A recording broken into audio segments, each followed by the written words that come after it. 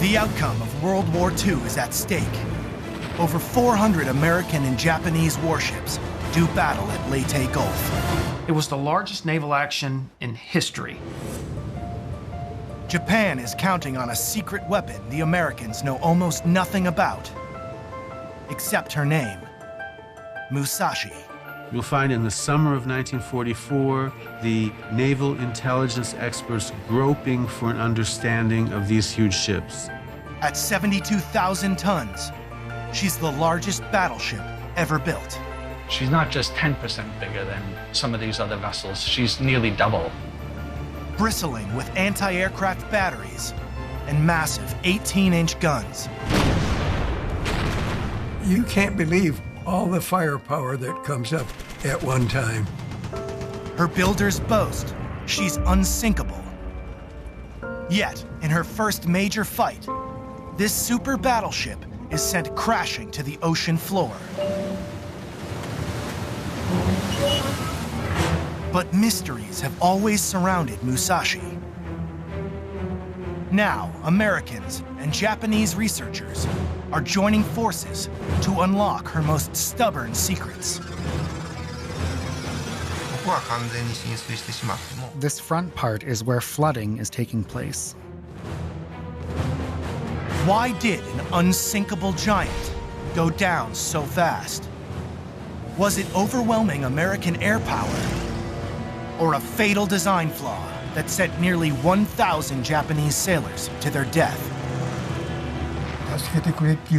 Hundreds of people are crying for help in horrified voices as they were all sucked into the waves. To unravel the mysteries of Musashi, the missing giant must first be found.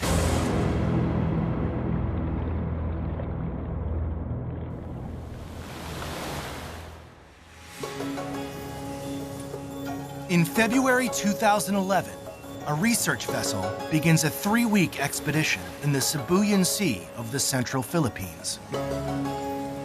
You know, if this was anywhere else, you'd see the whole coastline would have been changed with buildings and high-rises and all sorts of things, and that's not the case here. So we know we're looking at basically what the pilots saw 70-odd years ago. The expedition is the brainchild of the late Paul Allen, co-founder of Microsoft. The son of a World War II veteran, Allen committed significant resources to searching for the war's most iconic missing shipwrecks. Among them, the mysterious Musashi. Rob Kraft is in charge of conducting all subsea operations. Musashi was the pride of the Japanese fleet. It was so important to the Japanese people that they didn't even inform the population that it had sunk. Lots of people would like to find the Musashi. It's one of the great battleships. It's one of the truly remarkable ones that haven't been found. David Mearns has made a career out of hunting for lost shipwrecks.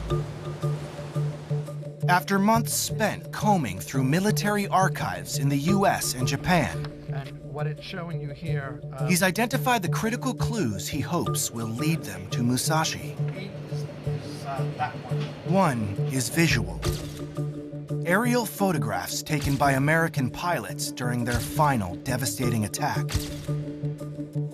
There's the plane coming in, lining up right there to attack Musashi. And this is the next frame in the sequence. We can no longer see the plane, but we see a torpedo hit.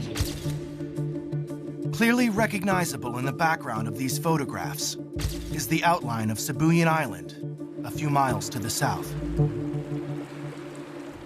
Outside this, sir. Outside the blue circle. Outside the blue. Yeah, yeah. But there are other clues that may narrow down the search even further.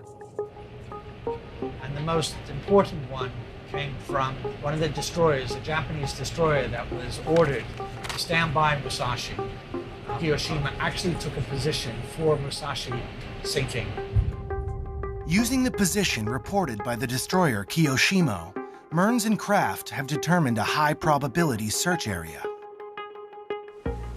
The tool selected for the search is called a multi-beam echo sounder. It's a type of sonar that's mounted on the ship's hull.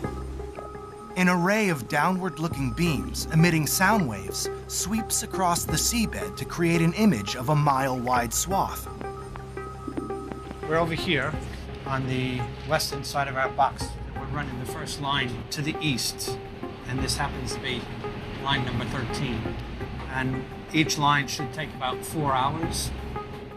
And because we're looking for, in the terms of the depth of water, quite a small target, we're mapping the seabed in very, very high detail. So the byproduct of our search is a really detailed map of this particular part of the Philippines. Even though Musashi is as big as a 75-story building, the battleship will only show up as a small speck on this vast and unexplored seafloor.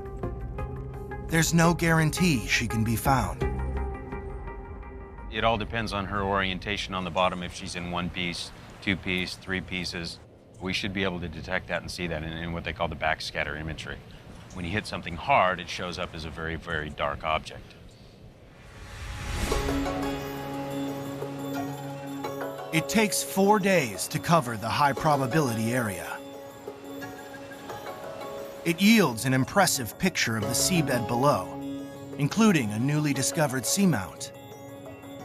But so far, there's no sign of Musashi.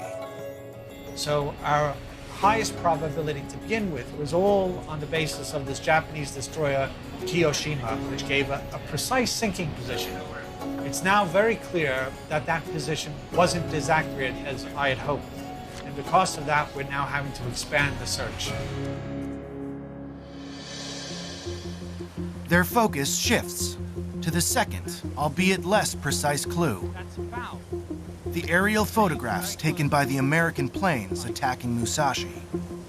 I mean, I think if we go down here, we're going to be able to get a better feel. Yeah.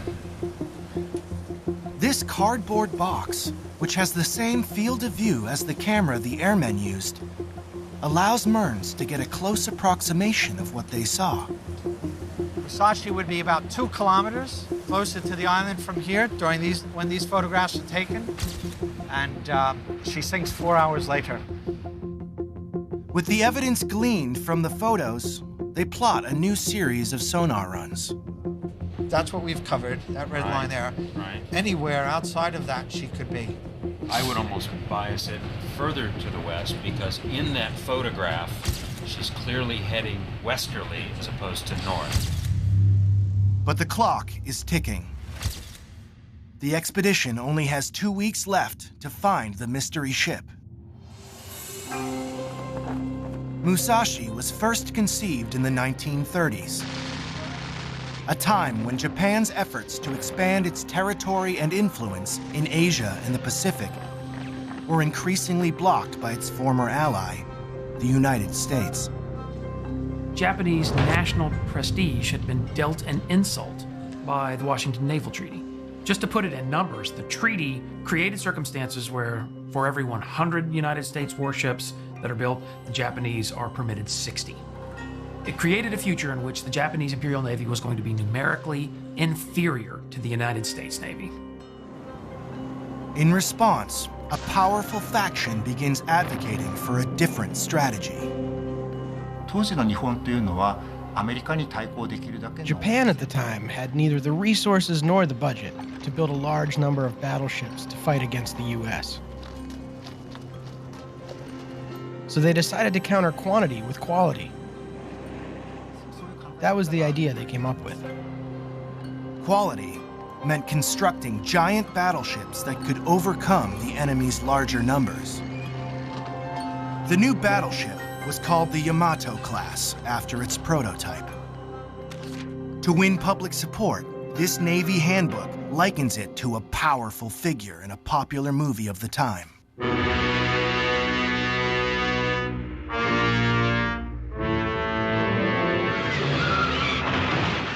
The Hollywood film about a giant ape creating mayhem in New York was a huge hit with Japanese audiences. And so the comparison is not just a comparison evocative of power and strength. It's also kind of pointed squarely at New York City and therefore pointed directly at the Americans. In March 1938, construction of Musashi began here at the Mitsubishi shipyard in Nagasaki. Incredibly, the giant gantry crane that built her is still in use today. The Japanese virtually had to reinvent naval architecture and design of ships to be able to build such colossal vessels. Work proceeded under a literal veil of secrecy. When they were being built, they were actually built behind gigantic curtains that were raised up at the shipyards, and so even friendly people couldn't see what was going on behind there. So there was some attempt to keep it a secret. A schoolgirl at the time, Ms. Matsura remembers what it was like. I was told never to look in the direction of the shipyard, that soldiers are on board keeping watch. You must not look, or the soldiers will take you away. Even as a child, I kind of sensed that a big war was going to break out.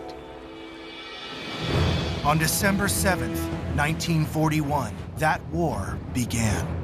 In its surprise attack on Pearl Harbor, the Japanese Navy used carrier-based air power to devastating effect against the American fleet. Ironically, that success only reinforced its faith in its own new super battleships. A lot of the naval theory at the time was based on this fleet-on-fleet engagement. The Japanese in particular were still hoping for that kind of thing. This is how you wrest sea control from the other guy. You defeat his fleet. In August 1942, Musashi began secret sea trials. Weapons and defenses, carefully kept out of sight from enemy spies, were put to the test. Musashi's main armament came in the form of 3 turrets mounting 3 Type 94 naval guns. These were of 18-inch caliber and were therefore the largest naval guns in use anywhere in the world.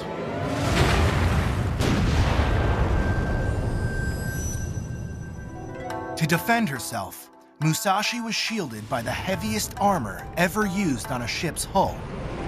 The high-grade steel came from low-phosphorus iron secretly mined in Japanese-occupied Manchuria. For 19-year-old Masahiro Oishi and the hundreds of young sailors assigned to serve aboard this giant, Musashi was a technological wonder. We never thought for a second that Musashi would sink and people would die. We believed that such a giant ship could not be taken down. To them, she was the King Kong of the sea.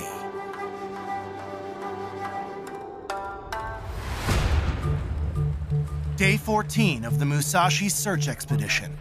In this direction here. At last, the team thinks they're onto something. Could she be broken in 4 pieces sitting there? One of their sonar runs has revealed a promising target. That is exactly what you want to look for. Bow, superstructure, things falling off the superstructure, blah, blah, blah. Central area, engine room, brake here, explosion there, stern. It's all going to be right there. And if it capsized, it's going to be over. But after making several more sonar runs, they reluctantly reach the conclusion the object is too large. You know, it's 100 meters bigger than what we're looking for. Wow. So it's 30% bigger. I think it's definitely something. Yeah. Other than geology. But I don't think it's Musashi.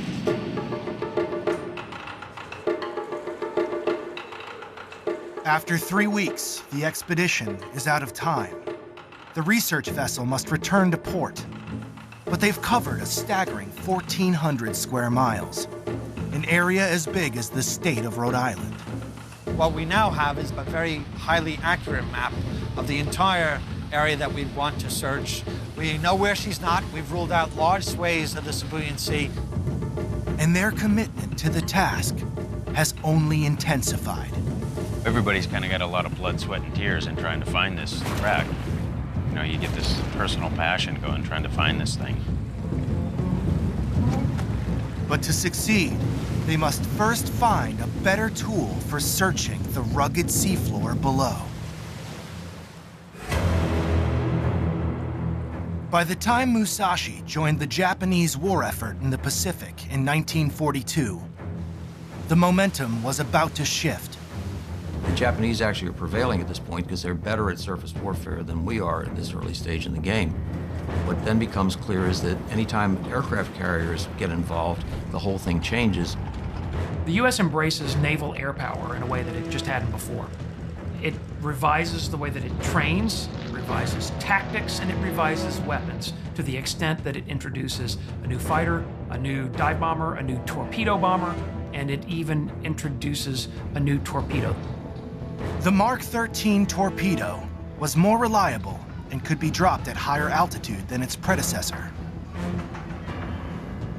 At the same time, American intelligence secured a valuable lead.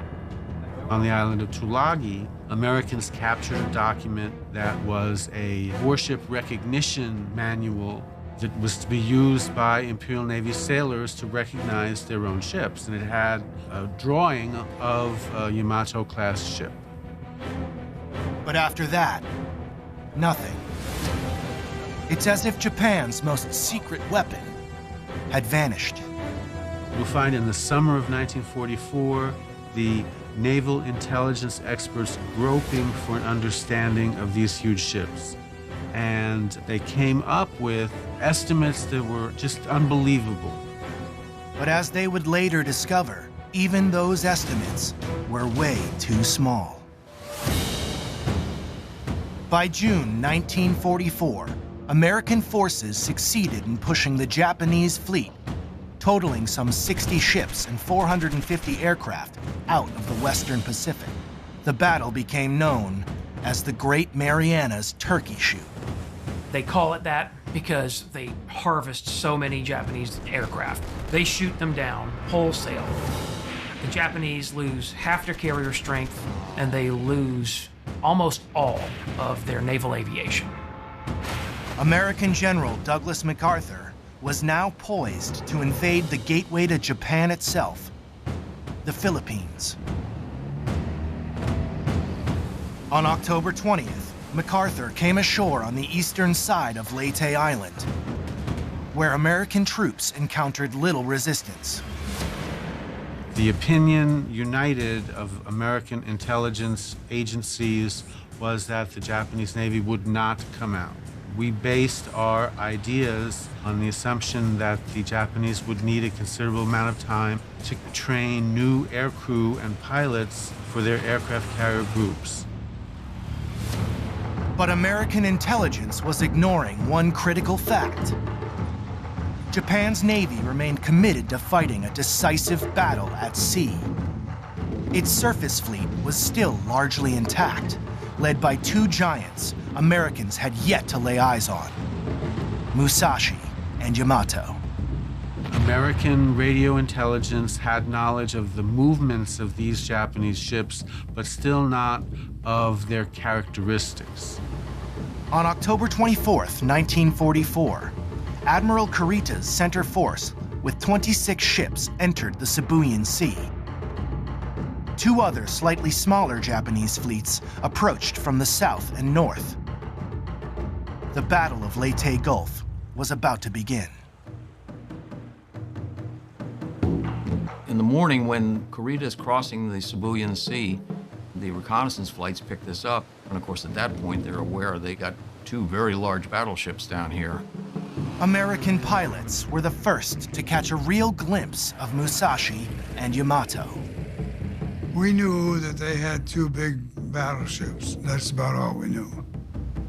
And it was obviously the biggest thing we'd ever seen. Although caught by surprise, the U.S. Navy was prepared. 7th Fleet moved to guard the Leyte landing site itself, while 3rd Fleet deployed in 3 groups to the north. Unfortunately, the one element of the 3rd Fleet that's closest to San Bernardino Strait is a little bit weaker because it sent one of its carriers off to refuel. Its sole remaining large carrier was only half the size of the two giants bearing down on it, with 24 more warships in Japan's center force.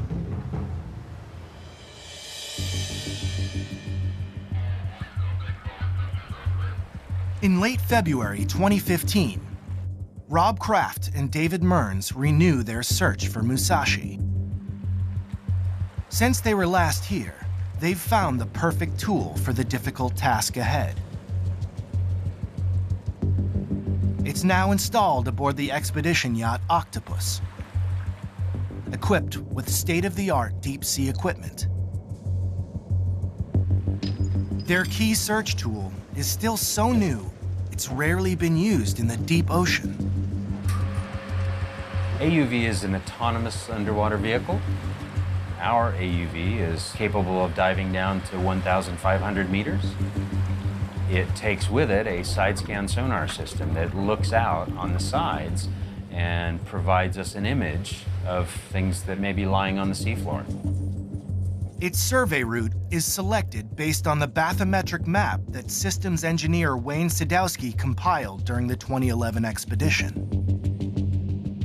This map is of basically the subsea volcano that we're seeing. And so using this map, we then program the autonomous vehicle.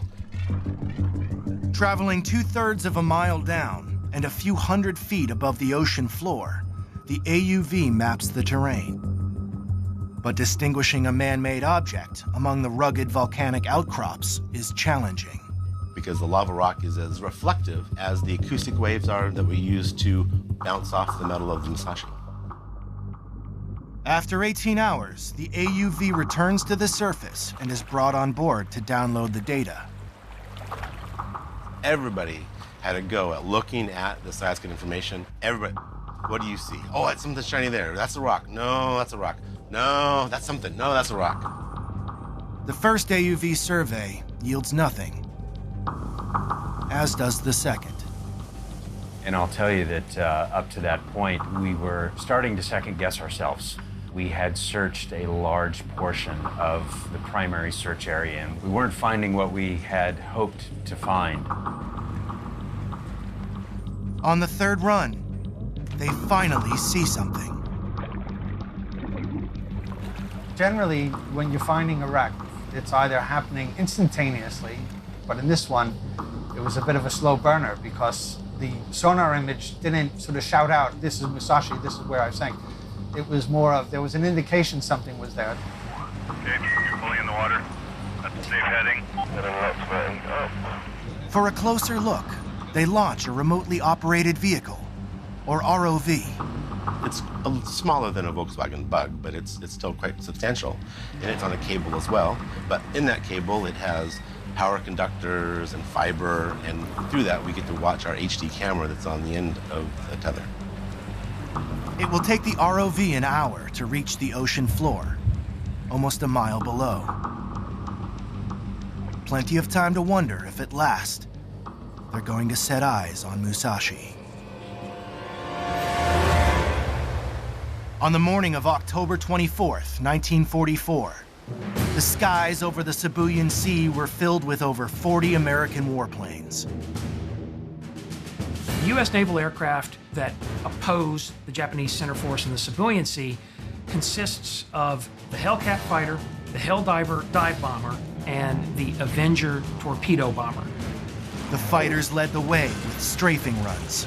You're going to go after the battleships because they are the biggest target. They can do the most damage to you, therefore you want to take them out.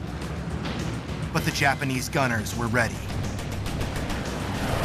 Unleashing a hail of fire from Musashi's 100 anti-aircraft guns.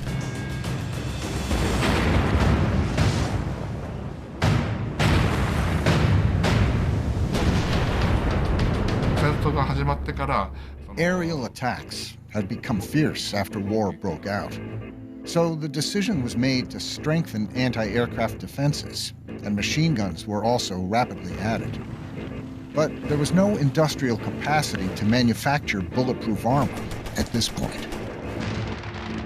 With little to protect them, some of the gun crews suffered heavy casualties. Everything was blown to bits. There were pieces of machine gun everywhere, with human flesh stuck to them. I could not believe they were parts of human beings. Bob Freely was a 22-year-old pilot flying an Avenger torpedo bomber that day. The sky is so big up there, I don't see all the fighters. I don't have time to look around to see anybody else because everything happens like that. What he did see was a giant battleship below. The Musashi has 11 planes coming in on it. You're coming down, then you start leveling off. And all this time they're shooting at you, and you don't know whether this bullet's going to hit you or... So you get about the distance that you think you should be, at the altitude you should be, open your bomb bay doors, and you're all set, boom. His rear gunner watched as their 2,000-pound torpedo slammed into Musashi's port side. The torpedo bomber is the most effective weapon against a battleship because it can release something that carries a great deal of punch. The American Mark 13 torpedo carried a warhead of 600 pounds of high explosive. That was enough for us to punch through an armor belt. Musashi withstood the initial American assault, but the attacks kept coming. The fleets that are there at Leyte consist of multiple aircraft carriers. It's mind-boggling by today's standards how many ships were there. And so as a result of that, they could continue to attack, and wave after wave coming in. During the last wave, an American pilot took his memorable series of photographs. The relentless onslaught began to take a toll. When the Musashi loses speed and falls behind, then it's obvious that she's damaged. So now's the moment to close in for the kill. Lionel Gilbo was the rear gunner in the Helldiver bomber. Our pilot dive bombed the battleship with a 2,000-pound armor-piercing bomb right down the stack. These particular ships, very formidable ships, but they also made very large targets that were easily identified. And I think that's one of the reasons a lot of the aviators concentrated on Musashi, and she paid the price as a result. Yamato escaped the onslaught, but at 7:39 p.m., 4 hours after the final attack, Musashi, crippled yet miraculously still in one piece, rolled over and sank. Hundreds of people are crying for help in horrified voices as they were all sucked into the waves.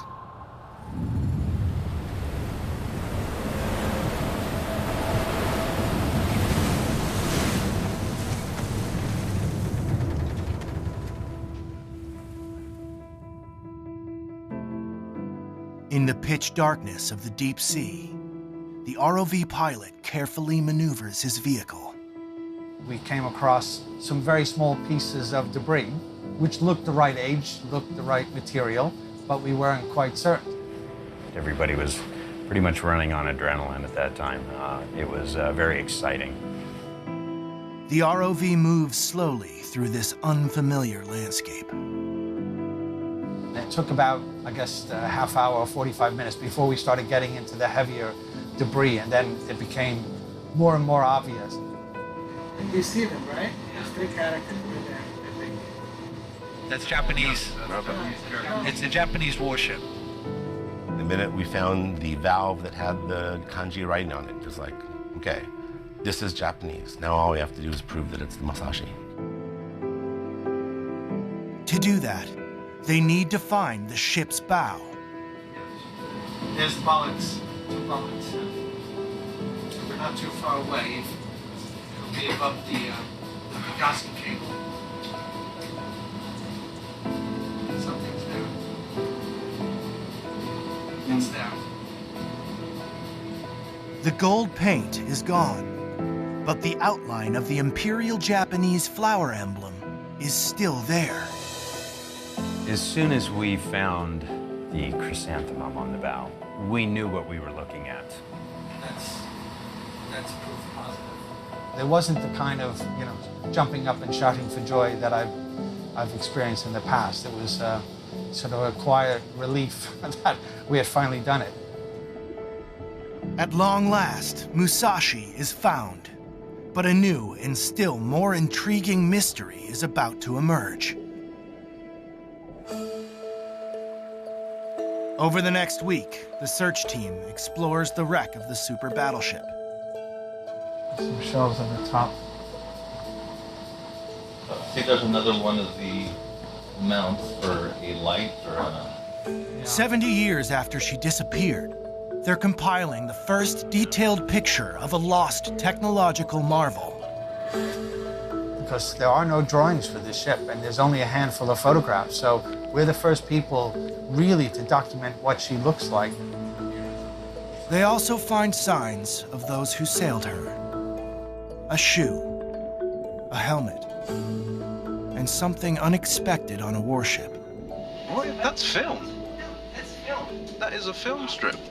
It's not just a metal ship. These are crew that served in it, and some obviously died on the site as well, so it's important to document that.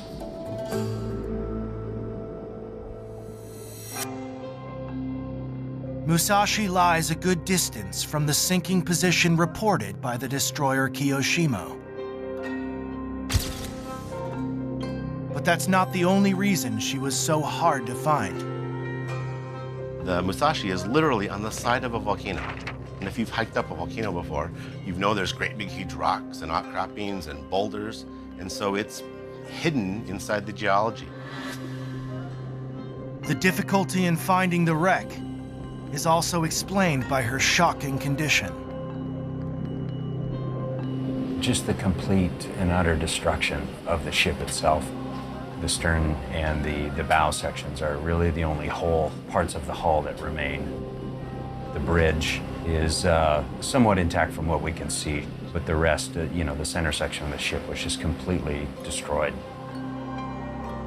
So essentially, it's broken its back in at least 2 different locations.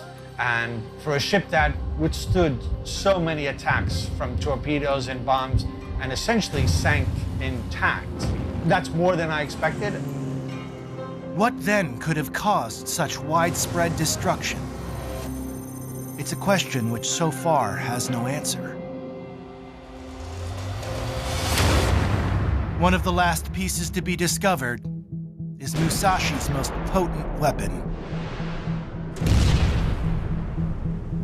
Which is obviously what caught everybody's imagination, these special 18-inch guns. These guns are held into the body of the ship, into the barbettes, by gravity alone. So when the ship capsizes, they're incredibly heavy objects that just fall out to their own weight. We found one of these guns after a week of searching. By now, the expedition has assembled an extensive record of Musashi. Over 100 hours of video footage alone. We want to make sure that we've fully documented the condition and the state of the wreck so we can share that with everybody. And, what we've done here and the data that we've gathered will provide the clues that people can use to recreate or have an understanding of what actually happened. The search team has opened a door. Now, others must step in to unravel Musashi's final hours. In March 2016, a group of Japanese experts assembles in Tokyo to take up the challenge.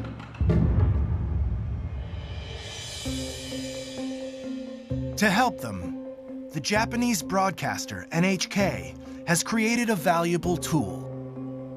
Like pieces of a gigantic puzzle, it's taken the hours of digital images gathered by the search expedition, painstakingly piecing them back together, and creating a unique 3D model of the wreck.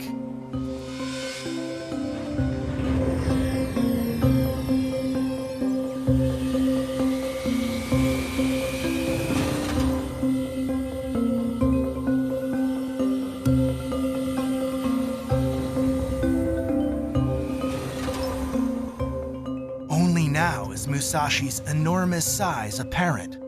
At 263 meters, some 900 feet, she's longer than 3 jumbo jets.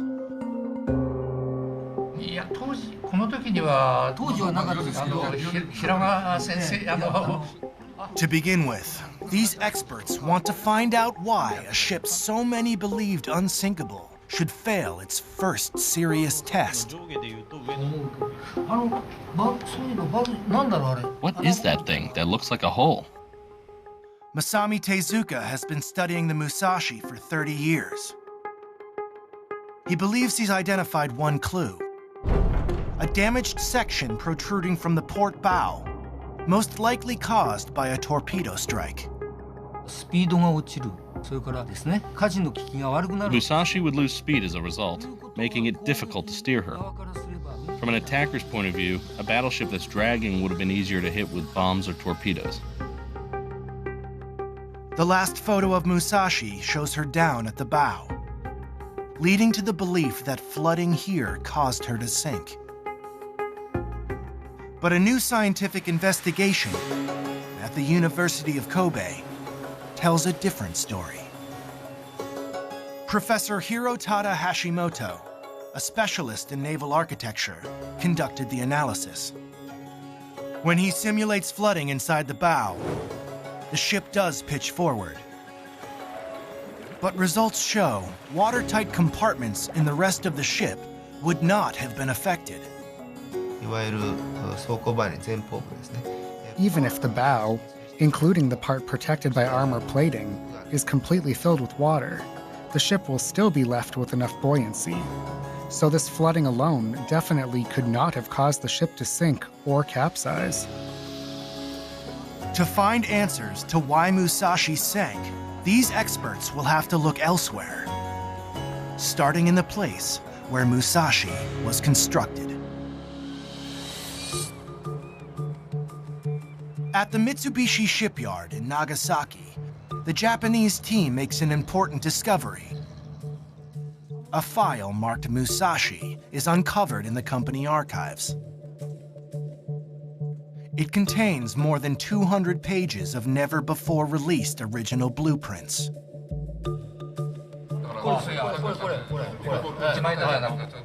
By comparing images of the scattered pieces of the wreck with the blueprint, the team is able to identify them. A pump, a boiler, all parts protected by the heavy steel armor intended to make Musashi unsinkable. So the biggest question is, where did the armor go? In the high-resolution sonar image of the debris field, one structure attracts their attention. Examining video footage from the area, they discover a 90-foot piece of steel. It looks like part of the missing armor. When they match it up to the 3D model, they find it comes from the hull on the port side. But how did it come loose?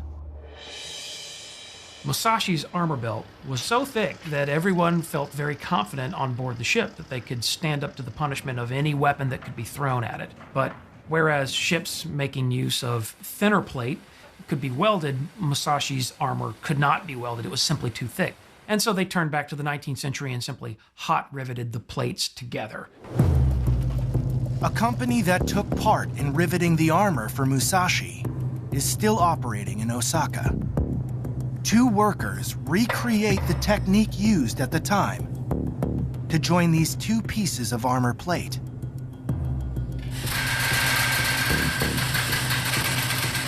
A special hammer drives the rivet into place.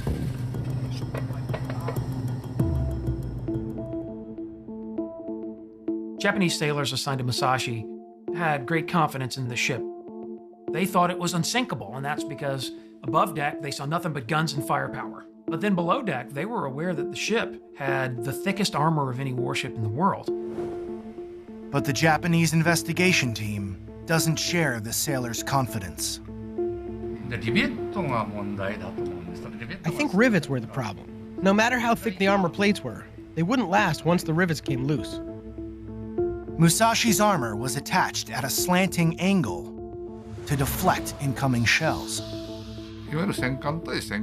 She was built to withstand artillery duels against other battleships. But instead, she was hit by torpedoes and aerial bombs, which weren't weapons she expected to face when she was designed. If a torpedo from an attacking aircraft struck a joint in the armor plate, it could cause rivets to fail and seawater to begin to seep in. So how did this apparent vulnerability to torpedo strikes go unnoticed?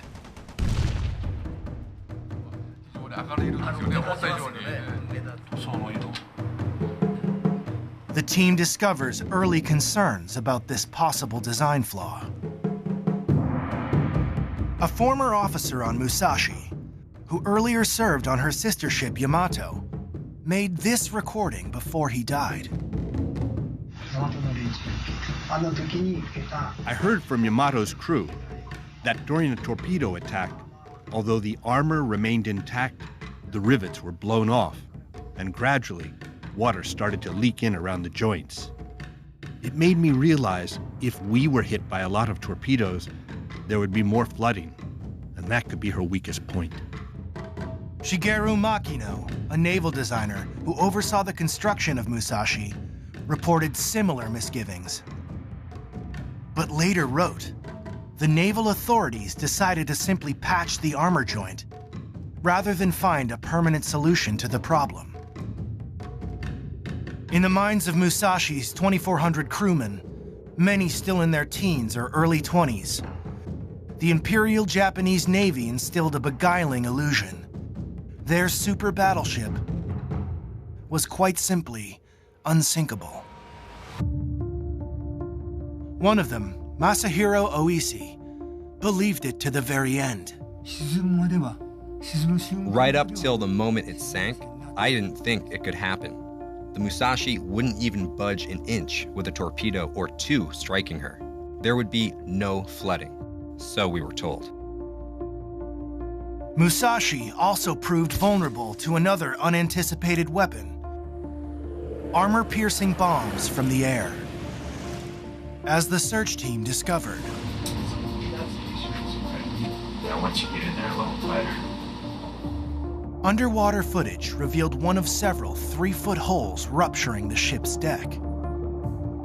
In a short section of the bow, we saw the damage from the bombs. So that's corroborating what the U.S. pilots were telling us about the hits they were getting on Musashi. These weapons, although they are as crude and as simple as they can be, send through the air column, penetrate decks, and can explode below deck. This, in the end, causes great destruction on Musashi.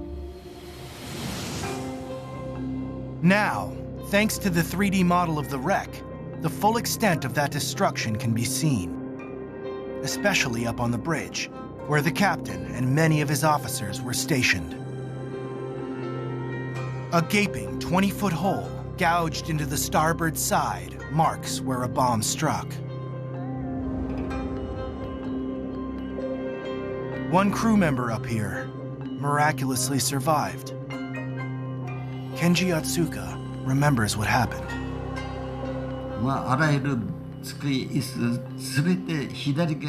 All the desks, chairs, everything flew to the port side.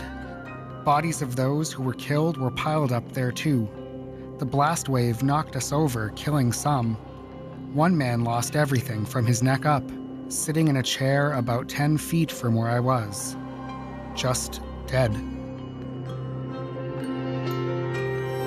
Standing on an open observation deck, Captain Inoguchi suffered a shrapnel wound in the shoulder. Protected from the fire himself, crewman Kotaki observed what happened. I saw him from behind. He was covering his shoulder with his hand, like this, holding binoculars, like this, and giving commands. Any ordinary person would have collapsed from such injuries. I thought, that's a true commander. Like her brave captain, Musashi sustained multiple hits from weapons she was never designed to face. Incredibly, her unusual strength allowed her to go down in one piece, leaving one final question. What tore her to pieces as she sank? That's a 46-centimeter shell underneath there, right? When the search team originally discovered Musashi, The turret housing was blown away. They couldn't believe the wreckage was spread over such a wide area. A square kilometer, more than half a square mile. Most of the shipwrecks that I've done are in deeper water than this, and we're seeing debris fields of 300 meters, 400 meters. So to see one twice or three times that size is really telling me that not only are we dealing with a large ship, but a large ship that has been blown apart. How does a ship that left the surface intact now lie shattered over the ocean floor? The Japanese team is determined to find an answer to this final mystery of Musashi. I'm not sure if it came from a boiler or something else, but is it possible this damage was caused by steam exploding? One member doesn't think so. Masatake Yoshida has been studying explosives for over 30 years. He believes something else tore Musashi apart. I can't think of any explanation besides a gunpowder explosion. If an explosion like that occurred, her internal parts would have shattered into many pieces. But where did this massive explosion take place? One piece of debris in particular has caught Yoshida's attention. Although mangled almost beyond recognition, it's part of the magazine, holding the shells for one of Musashi's main guns.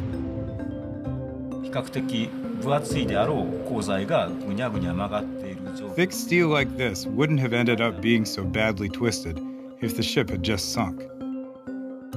Since Musashi fired her main guns only a handful of times during her final battle, an estimated 160 shells and 100 tons of gunpowder were still stored inside her. Suspicion as to where the explosion occurred falls on the second main gun. That was literally... And first-hand reports David Mearns uncovered seem to support it. To see that level of damage on the seafloor tells me only one thing, that the Japanese survivors who heard explosions as it was capsizing, those explosions were actually magazine explosions.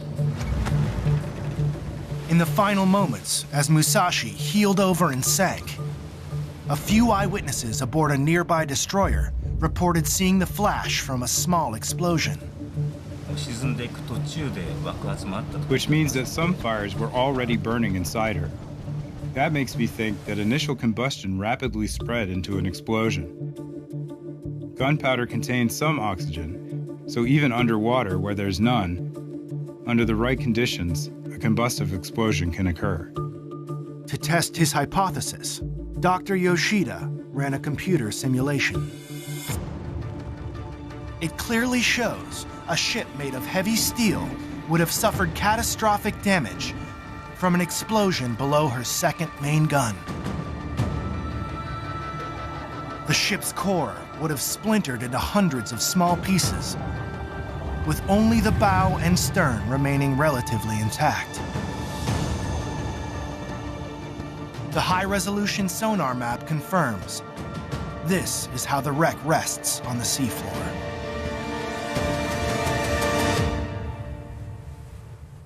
David Mearns believes other factors also contributed to the massive damage sustained by Musashi.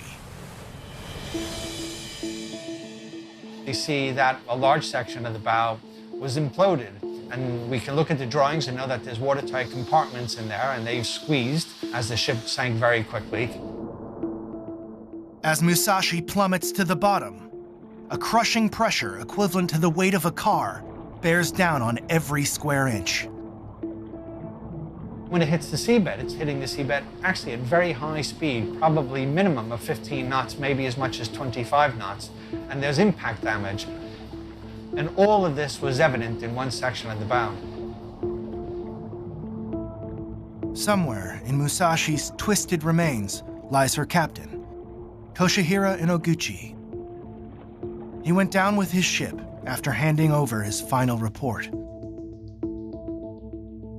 In it, he wrote, I am truly glad that the other battleships suffered almost no damage. And I feel some consolation in thinking that Musashi was able to assume the role of a victim.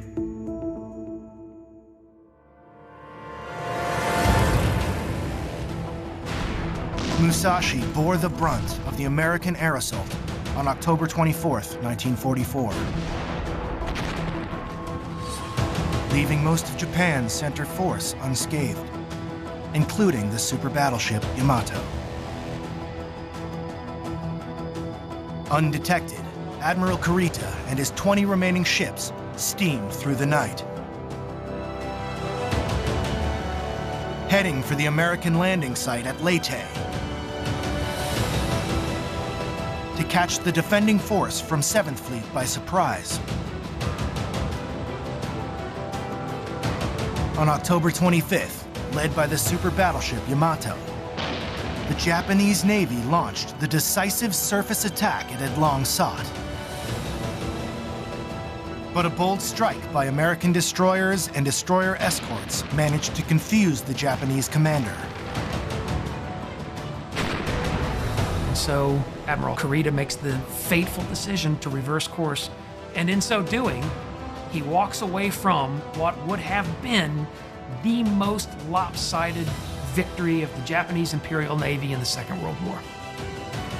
Japan's Navy had gambled on winning the world's biggest sea battle to bring America to the negotiating table. But they made a fatal miscalculation. Surface ships with big guns were no longer the dominant force at sea. In the age of the battleships, the building and the loss of the Musashi is the end point. They weren't going to be defeated by another battleship, another great battleship, but by aircraft. And that's when the era of aircraft carriers took off.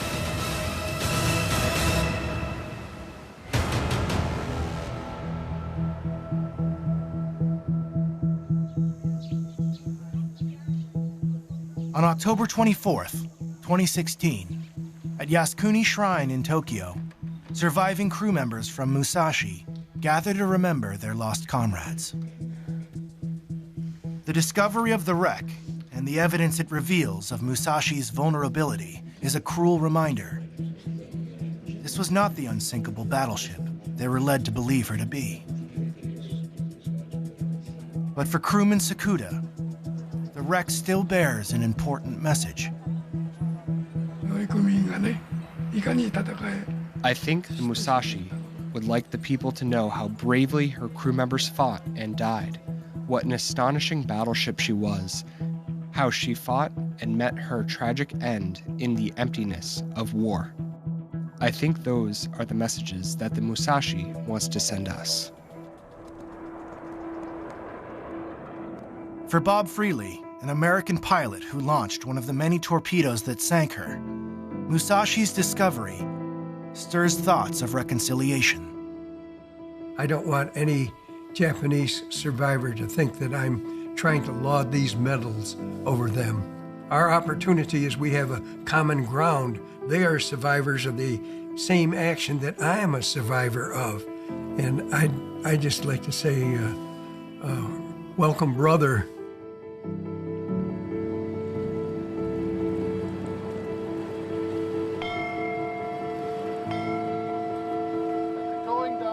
And in the morning, we will remember them. Above the wreck site in the Sibuyan Sea, the crew of the Octopus pay their own final respects. It is a war grave. You know, we as sailors and seafarers ourselves, we have a lot of respect for what happened here. Instead of warplanes, they launch a flight of paper cranes. Symbol of the peace that has endured for 3/4 of a century between once bitter enemies of World War II.